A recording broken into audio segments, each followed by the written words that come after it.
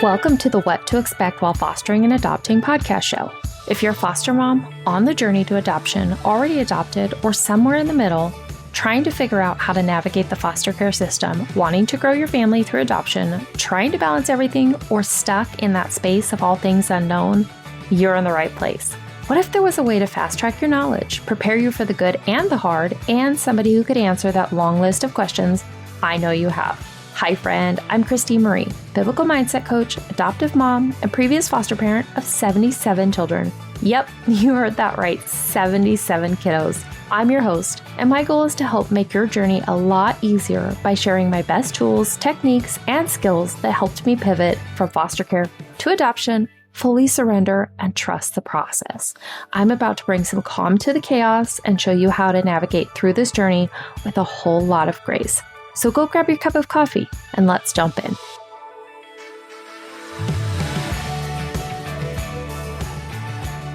Okay, so my first question for you. Have you ever been drinking a cup of coffee and you lost it somewhere in your house? Okay, I know I have. Or have you ever driven somewhere and when you get there, you're like, how did I end up here? I don't even remember driving here. Okay. I know you guys resonated with probably one of those. Today, we're going to talk about a topic about challenging behavior or self-sabotage, but I have to address a little bit of brain science with you first so that we can dig into that. Now, I didn't have any brain science knowledge prior when I was a foster parent. Oh my goodness, I think it would have changed so much had I. If I had known what the subconscious mind, the conscious mind, had I known any of those things, I think had I heard those words previously, I probably would have thought that was some weird, I don't even know. But it makes a huge difference in the day-to-day, and especially when we're talking about challenging behaviors and self-sabotage with our foster children or children in general. I wanted to touch on this. When children, and you too, when you were a child from the age of 0 to 5, every single life experience was programming your subconscious mind. That's when a lot of the programming happened.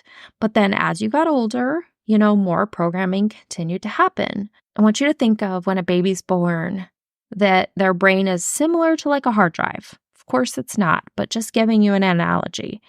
And every single time they cried, if nobody got them, if nobody cared for them, nobody nurtured them, that was a brain pathway that was formed that nobody's going to take care of me. Nobody's going to comfort me.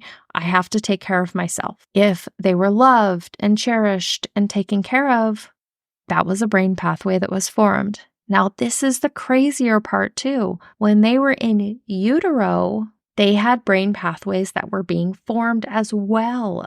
So much of who they are in their childhood or in their adult years or in their teenage years is because of the programming, because of their experiences that happened and these brain pathways that were formed. I'm just going to throw a few numbers at you, and then we can dive into today's topic. 95% of every single thing that your foster child or child does is happening out of their subconscious mind. So when I asked you about that cup of coffee, it's because if you drink coffee, you probably drink coffee every single day. Like your body knows how to make the cup of coffee. Your brain has put that procedure on autopilot.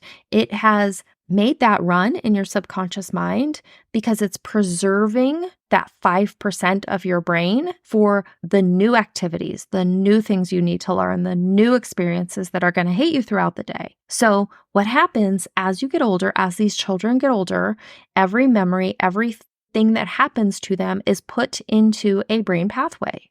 So if it's a fear pathway, if it's a joy pathway, if it's different experiences, a bunch of different pathways are formed in your child's brain. 95% of everything that they're doing is already programmed. It's running on autopilot because our brain does that.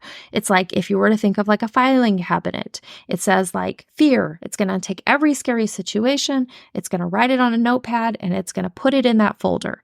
It's going to have a joy folder. And I'm just giving you examples. And it's going to write down every joyful experience and it's going to put it in that folder. And this is the most simple form, of course. Those become pathways in the brain so that your brain can automate itself, automate what you're doing so that you can run efficiently. So 95% of every single thing we do, as I said, is ran in our subconscious mind. 5% of your child's day is ran in their conscious mind. So what does that mean? When they're brushing their teeth, they do that every day, or you're helping them brush their teeth, you help them every day. That's very quickly programmed into their subconscious mind. When they're at school and they're learning something new, that's not programmed yet.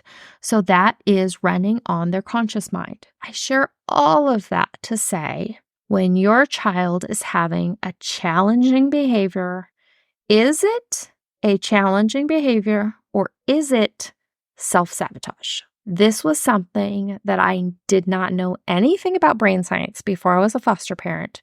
So every situation with our children, with our foster children and our adoptive children, I looked at it as, why do they keep making these same mistakes over and over and over again? Why do they keep having these same bad behaviors? Why do I keep talking to them about the same thing? Have you ever said, I feel like we have had this conversation so many times and you're not listening and you're not paying attention?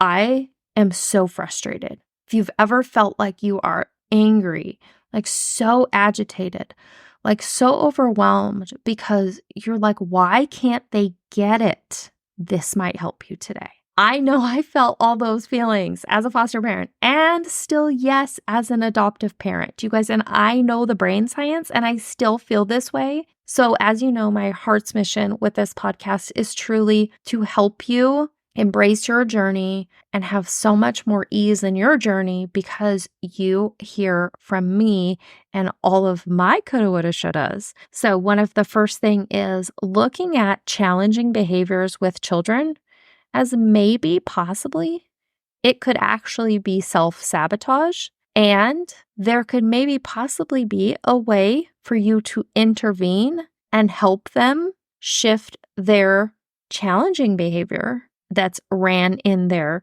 subconscious mind on autopilot and shift it into a new behavior running in their conscious mind. Are you ready to dive in? I'm so excited. You guys, I wish I would have known this. Self-sabotage can be described as behaviors or thought patterns that hold you back and prevent you. And I want to highlight that word prevent. They literally will stop you in your tracks because you continue to do the same thing over and over again. And it is holding you back. So I'm going to read through a few behaviors that you might see from your foster child if they are self-sabotaging. They don't set boundaries and make excuses. So not setting boundaries might be that they're unsafe. They're not protecting themselves.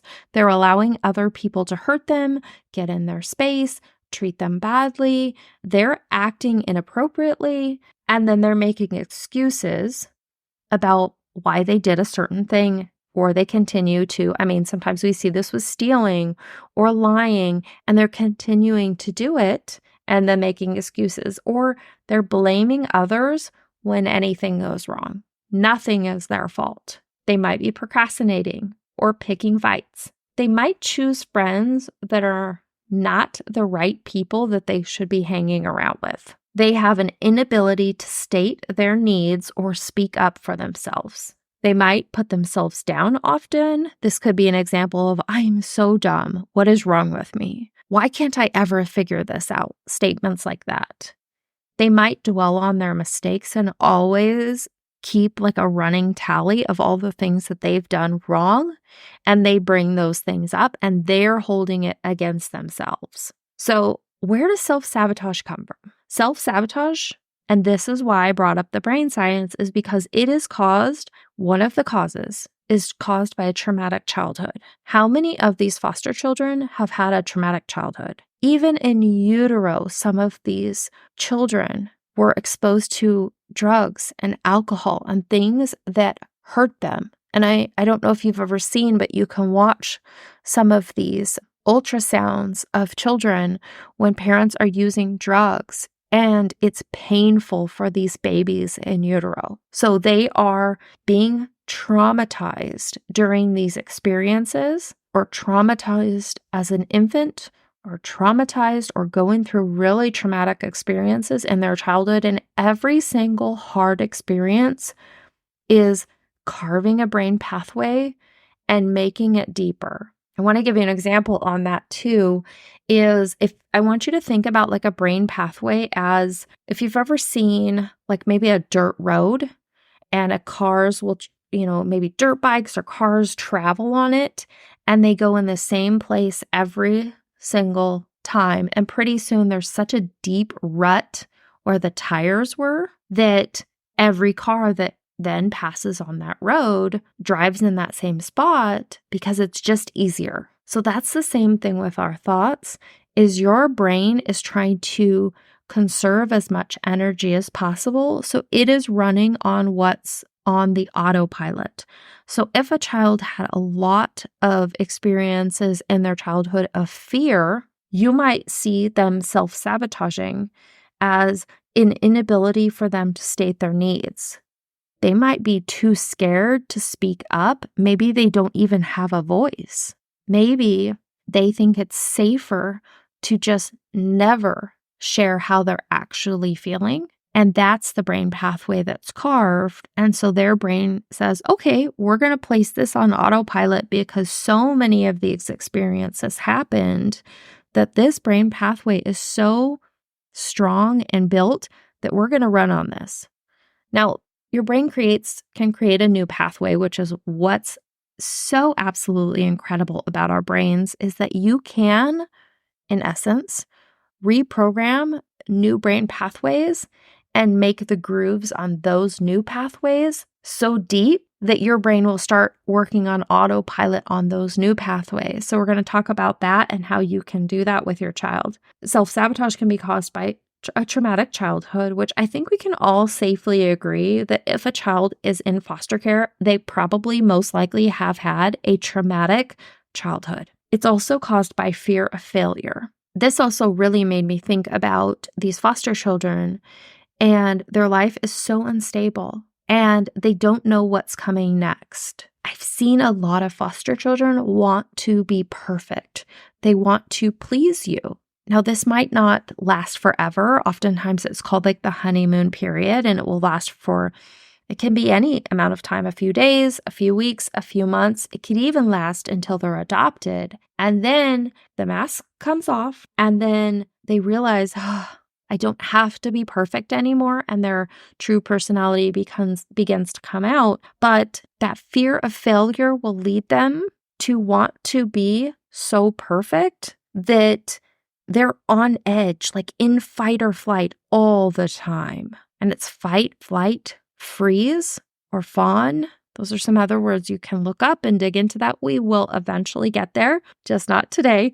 But that fear of failure. So maybe they don't set boundaries. Maybe they do want to blame other people for things that happen because they don't want to be in trouble, because they don't want you to think anything less than what they want you to think of them. The other reason can be need for control. I think in foster care, the only thing, in talking to a lot of different caseworkers and medical professionals and whatnot, if you go down to the very root, the only thing that foster children are truly, ultimately 100% in control of, and you guys, this is really raw, but is what they eat, what they put in their mouth, and going to the bathroom. Those are the only two things they actually truly have control of.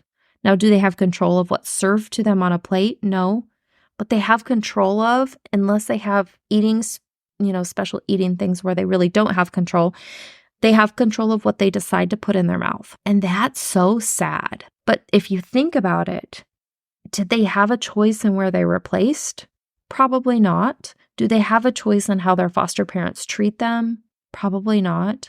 Do they have a choice that they were removed from their birth family? Probably not. Do they have a choice in how they're feeling? No. So their need for control, for them to be able to control the situation, control what others think about them, to be able to control the environment. I've seen foster children wear a lot of different masks. And when I say masks, That means that they might be one personality to one personality at school, one personality with their caseworkers, and they're like a chameleon. Like they eventually become able to mold to whoever they're around because they have this persona that they want you to believe about them so that they can ultimately control themselves. So those are the top three things that can lead to self-sabotage, which are a traumatic childhood, fear of failure, and the need for control. So that now that we've talked a little bit about the brain science, we've talked a little bit about self-sabotage. And like I said, I used to just believe that these children were having challenging behaviors, and it was so frustrating when it would never stop. Now, are there challenging behaviors that some children are able to learn from and move on from? Yes, that's not what I'm talking about. What I'm talking about is how to identify self-sabotage in a foster child or in your own child. And then what do you do? How do you help them? One way to help them overcome self-sabotage is identifying the behavior with them, pausing them, pulling them aside, and I'm going to give you steps for that in a second, to step in with them into the present moment, and identifying the behavior with them is the very best way to help them to begin to create new brain pathways. So it takes 67 days on average to create a new brain pathway. So imagine how many conversations that's going to take and how many practice moments that's going to take to help create a new brain pathway that is stronger and more rooted and more grooved than the other one that they're living in. It's a lot, but it's absolutely possible and it's absolutely worth it. If you are noticing any of these self-sabotaging behaviors in your child, what I want you to do is start by writing down what you're noticing. Does it happen around certain events? One of our children, we were noticing that every single time we give them a new privilege, and it could be any kind of privilege, maybe it's a new device, maybe it's being able to go out somewhere, maybe it's being able to go out and hang out with friends, whatever the privilege was, we realized it was rooted in that. Anytime this child was given an additional privilege, this child would begin to self-sabotage within 1 week. And we only realized this because we started documenting what we were seeing, because it was a lot of times of being so frustrated. Like, why am I seeing this again? And then once I started learning about the brain science, I thought, oh my goodness, let me start documenting what I'm seeing. And eventually you'll put enough clues together that you'll say, oh my goodness, I'm noticing every time before this event, maybe it's before a visit, maybe it's after a visit, maybe it's prior to the holidays, maybe it's prior to their birthday. A lot of times foster kids have self-sabotaging that happens prior to an anniversary of when they came into care. Looking for the behaviors, documenting these things, and then once you figure out what it is, then I want you to pray about it, and then I want you to not take these behaviors personally. Try your best, and I say try your best because this is still a work in progress for me, but try your best to not take the behaviors personally and realize they are operating out of their subconscious mind, and you have the ability to help them retrain their brain to undo some of the traumatic brain pathways that were formed while they were in their childhood. Once you identify what it is, when it's happening, then I want you to lovingly, and I say lovingly, and you need to be in the right mindset, right? Because these children could possibly be putting themselves down, right? That's one of the symptoms of self-sabotage, or dwelling in all their mistakes. So I want you to come to them from a place of curiosity and say, I would love to talk to you because I'm noticing a few things, and I would love to know if you're noticing these. And have their full attention, be sitting face to face with them. And you can do this even if they're 4 or 5 on up, and have that conversation saying, you know what? I noticed when this happened. So for instance, when I gave you that privilege to go to the library, I noticed as soon as we got home that you did blank, or you looked maybe a little stressed out. Did you notice that too? So I want you to begin to, in a loving way, have that conversation. And the whole point of it is to identify the behavior. And I want you to share with them, I'm coming to you because I really want to help you work past this. And I'm noticing this. And then a question, are you noticing this as well? Is there certain things that you're feeling when you come home from a visit? You're trying to pull them into their conscious mind and then have that conversation with them.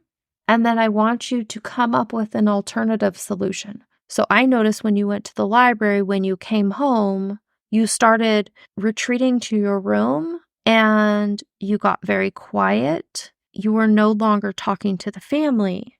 Or I noticed when I dropped you off to spend some time with your friends that when you came back, you started picking fights with your siblings. And I'm just wondering if you noticed that you were, and maybe you don't use the word picking fights, but I noticed you were upset with your siblings. Did you notice that? And then ask permission.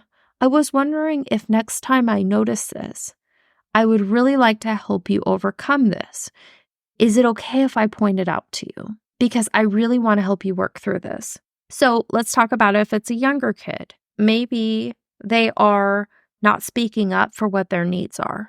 They went to a friend's house and they came home hungry because they didn't eat because their friend's mom made something they didn't like. And then when they came home, they were hungry, they were frustrated, they were angry with everybody and crying. So that would be a conversation where you could say to them, is it okay if we have a conversation? Because I noticed when you came home from your friend's house, you were really upset. Is it okay if I ask you what happened at your friend's house? And it's really all about having that curiosity and having the conversation not immediately right when it's happening, but afterwards, so that they can be emotionally in a good place. You have had time to process it, but then you are identifying the behavior, identifying what happened with them, and then asking them if it's okay if the next time that you notice something similar, if you bring it up.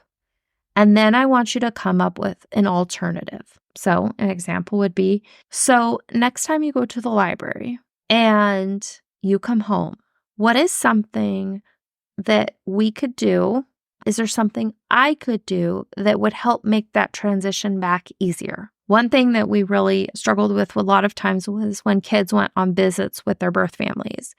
That was really triggering a lot of the times. And I'm not saying because the birth families were bad, but because there's a lot of emotions wrapped around that. So that would be maybe they come home and they're distant, or maybe they're not nice to the other kids in the house, or maybe they eat a lot of food when they come home because they're overwhelmed and they're trying to manage their emotions with food. So that conversation might be, I noticed when you, and this could even be with a 5-year-old. I noticed when you came home from your visit today, you were upset and you were extra hungry. And I was wondering if it was okay if we could talk about that. Having that conversation with them and identifying the behavior of what you are noticing from them with empathy, with love, and then asking them permission, if you can, from now on, identify every time you see this behavior with them so that you can help them come up with a plan to make a healthier choice. That is something that I truly wish that I would have known, is to have, I guess, the lenses, the glasses to be able to look at a situation rather than seeing it as challenging behaviors, but seeing it as, is this self-sabotage?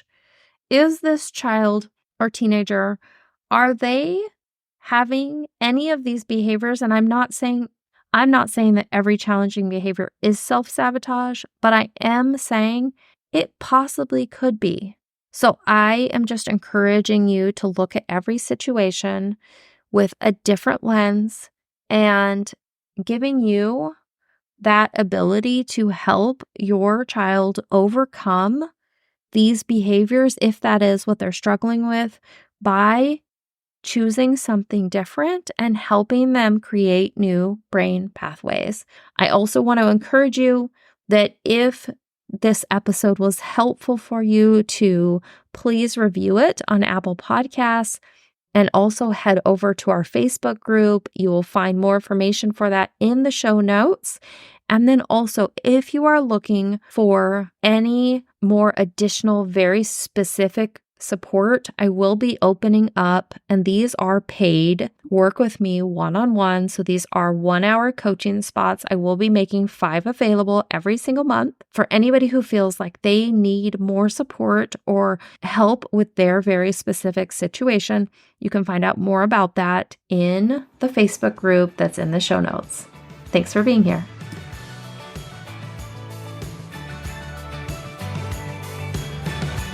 Hey friend, I hope that you loved today's episode. I pray it blessed you and helped you see that you have a friend in your corner who truly understands what you're walking through. If so, would you share this episode with someone who's been praying for a breakthrough in their own journey? It would also bless me big time and help others to find this podcast if you would leave a review on Apple Podcasts. You can also submit your questions, topics that you would like covered, and find a community of like-minded mamas in my private Facebook group by searching What to Expect While Fostering and Adopting on Facebook. See you next time.